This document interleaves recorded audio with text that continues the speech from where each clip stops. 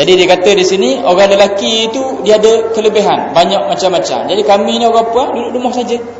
Lepas tu tempat keinginan apa, tempat lepas hawa nafsu kamilah juga. Tapi orang lelaki macam-macam kelebihan, ada jihad pula. Kami ni jihad tak ada. Ya. Maka hairanlah Rasulullah sallallahu alaihi wasallam daripada sebaik-baik ibaratnya. Jadi bila orang puan tu sebut gitu, Nabi pun kagum. Ya, hairan tu maknanya kagum di situ dengan apa benda orang puan sebut macam itu. Dan berkata ia, apa Nabi kata? Tiada aku lihat akan seorang perempuan yang telah baik dan manis perkataan pada pekerjaan Allah Ta'ala daripada engkau.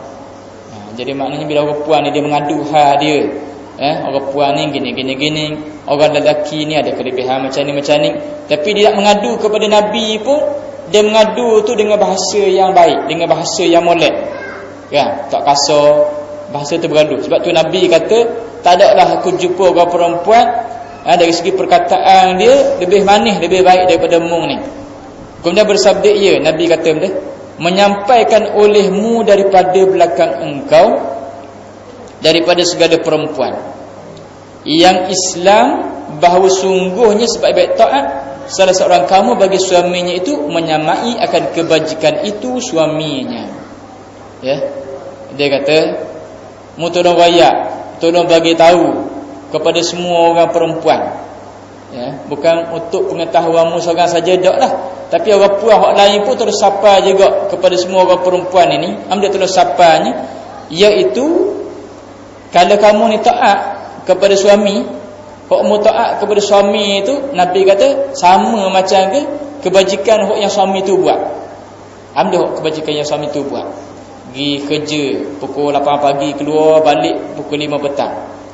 Tak, ataupun ikutlah hak niaga pasal malam, hak kerja sendiri, hak cari rezeki begitu gini, masuk ladang, masuk kat mana-mana sekali pun, lepas tu hak yang dia pergi berjihad fi sabilillah, ya, macam-macam benda hak yang orang lelaki tu kena buat. Mu ni orang puan, Nabi kata taat kepada suami serupa macam ke kebajikan hak yang orang lelaki tu buat. Mudah sangat. Mudah. Mana nak dapat pahala lebih tu senang je, taat kepada suami je. Kalau kena pula kebetulan kalau jenis suami kita ni hak mudah. Ya, hak mudah, hak baik, hak gentleman. Senang kita, mudah sangat nak taat. Tak? Hak jenis tak banyak kerana, tak banyak pasal, kita pun relax je nak taat dia, bukan payah sangat. Tak? Tapi kalau hak sakit sikit itu, kalau yang saya sebut tadi lah, kalau boleh hak suaminya hak banyak kerenah sikit, hak banyak perangai sikit, ya, hak berangin sikit, hak tu hak mudah panah barang sikit, hak tu barangkali jadi cabaran. Tapi hak tu saya sebut tadi mungkin Allah Taala nak beri pahala lebih kepada kita, ya. Tapi kita pun kena sabar jugalah. Kalau dia berangin, kita pun berangin, tak?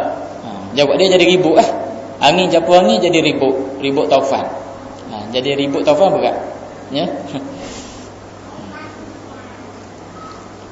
Baik, jadi nanti kata benda rupa-rupanya besar. Maknanya Nabi bagi tahu kepada orang perempuan ini taat kepada suami itu, dia kata menyamai akan kebajikan itu semuanya. Jadi kerja hak buat tu sebenarnya mudah, tapi pahala dia besar, kan? Pahala dia besar. Bermula dalil yang menunjukkan atasnya itu, ya, besarnya ataupun sama kebajikan orang lelaki buat dengan taatnya perempuan ini kepada suami dia. Dia kata dalilnya barang perkara hadis yang diceritakan bahawa sungguhnya seorang badui, orang Arab pada pasir, datanglah ia kepada Nabi sallallahu alaihi wasallam, maka berkata ia bahawa sesungguhnya engkau telah menyeru engkau akan manusia kepada Allah Ta'ala, dan aku percaya dengan dikau, dan tidak aku benarkan akan dikau melainkan dengan mukjizat yang diperlihatkan akan daku. Orang Arab Badui ini pergi kepada Nabi, ya, mengajak orang lain masuk Islam, terima Islam, ya. Aku nak beriman kepadamu, tapi aku nak beriman ni aku nak tengok mukjizat dulu. Nak tengok. Maknanya bukan setakat nak benar gitu saja dak. Muni Rasulullah, muni Nabi. Nak tengok mukjizat apa benda. Bersabda baginya Rasulullah sallallahu alaihi wasallam, apa yang engkau kehendaki? Dah mu nak mukjizat tu nak dah. Nabi tanya. Maka berkata ia, Arab Badui itu kata, engkau suruh akan pohon kurma yang sudah kering ini, maka datang ia akan dikau. Dan adalah antara hadapan keduanya itu satu pohon kurma yang kering lagi sudah lama. Orang Arab Badui kata, suruh pokok kurma kering ni mari depanmu. Nah, tengok ayat tu, maka datang ia akan dikau. Datang ia akan dikau tu sepatutnya titik tu, titik habis hayat di situ. Okey, muka surat 17 atas tu. Ya. Muka surat 17 ke atas tu. Dia kata maka datang ia akan dikau, sepatutnya titik di situ. Habis hayat dia. Dan adalah antara hadapan keduanya itu ayat lain itu. Hadapan keduanya itu depan Nabi dengan depan orang Arab Badui itu ada satu pokok kurma yang kering lama. Jadi yang orang Arab Badui kata setakat tu saja, maka datang ia akan dikau. Jadi musuh pokok kurma hok kering ni hok duduk depan kita ni, biar mari depan ni. Itu maksud dia, biar mari sini. Ya.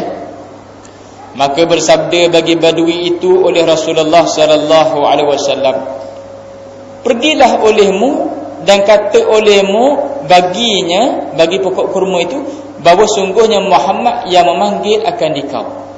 Kabar ke pokok kurma tu kata, Muhammad panggil, suruh mari. Maka pergilah ia, orang Arab Badui pun pergi dan berkata ia, hai pohon kurma, perkenankan olehmu akan Muhammad bahawa sungguhnya ia memanggil akan dikau. Ya, pokok kurma, dia pun panggil pokok kurma tu, kata Nabi panggil. Maka bergerak-geraklah pohon kurma itu daripada pihak yang kanannya, dan tercabutlah segala akarnya, dan bergerak-gerak kepada sebelah kirinya, maka tercabut pula segala akarnya. Maka jadilah ia datang seperti demikian itu, mari orang itu depan Nabi kepada Rasulullah sallallahu alaihi wasallam. Maka tak kalah hampir ia kepadanya, memanggil ia serta, assalamu alayka ya Nabiyallah. Maka jawab Nabi sallallahu alaihi wasallam, wa alaikassalam. Ya. Maka berkata oleh Badui itu, asyhadu an la ilaha illallah wa annaka rasulullah. Maka bersabda baginya oleh Rasulullah sallallahu alaihi wasallam, memadailah akan dikau ini, artinya mukjizat ini. Jadi orang Arab Badui itu cukup dengan mukjizat tu saja. Tak, sebab dia kata dia nak tengok mukjizat. Maka berkatalah ia, berkatalah ia, kafa. Artinya memadailah, cukup. Kafa tu bukan maknanya kelas fardu ain. Tak. Kafa tu maknanya cukup bahasa Arab. Ya, memadailah. Nanti kalau jadi guru kafa boleh pula ada guru kafa, ada kafa sini. Kelas fardu ain. Tak. Kafa tu bahasa Arab dengan mana cukup, memadailah. Kemudian menyuruh oleh Nabi sallallahu alaihi wasallam agar pohon kurma itu kembali, maka kembali ia kepada tempatnya, balik semula ke tempat asal. Maka berkata oleh Badui itu, ya Rasulullah. Maknanya kalau satu mukjizat tadi cukup dah, kan? Orang Arab Badui barangkali tak puas hati, maaf. Ya Rasulullah, aku minta akan dikau akan satu mukjizat yang tidak pernah meminta akan dia oleh yang lain daripada aku. Saat ni tengok dah. Sepatutnya cukup dah lah, tak puas hati pula. Ya. Nak minta tengok mukjizat, orang lain tak pernah minta, dia kata. Maka engkau perkenankan akan aku kepadanya, maka izinkan olehmu akan aku bahawa aku sujud bagi engkau, sudah sujud di belakang tiap-tiap sembahyang. Izinkan olehmu akan aku bahawa aku sujud bagi engkau, sudah sujud di belakang tiap-tiap sembahyang. Maksudnya setiap kali hak sujud dalam sembahyang tu ada dah, kan? Hak sujud dalam sembahyang tu ada dah. Lepas pada sembahyang tu nak sujud pula kepada Nabi, ya, bahawa aku sujud bagi engkau, ya. Maka sabda Nabi sallallahu alaihi wasallam, jadi dia nak sujud kepada Nabi, bukan dalam sembahyang tapi luar sembahyang, ya. Dia nak sujud gitu. Apa jawab Nabi? Maka sabda Nabi sallallahu alaihi wasallam, tiada harus sujud bagi yang lain daripada Allah Ta'ala. Dan jikalau harus bagi seorang bahawa sujud bagi lain daripada Allah Ta'ala, nescaya aku suruh akan sekalian perempuan bahawa sujud bagi suaminya mereka itu kerana membesarkan bagi hak suami mereka itu. Jadi nak ceritanya sening je kan? Tapi dia ambil panjang dalil itu, termasuklah hak yang mukjizat Nabi itu, pokok kurma pergi kepada Nabi. Bukan nak cerita bab pokok kurma.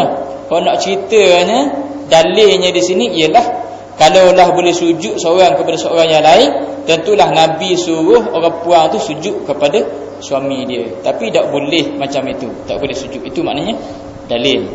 Ya. Jadi kita berhenti setakat ni dulu. Kemudian dia kata maka mendahulukan Rasulullah sallallahu alaihi wasallam. Ya, kita berhenti setakat ni. Aqul qouli hadza wa astaghfirullah azim li wa lakum. Wassalamualaikum warahmatullahi wabarakatuh.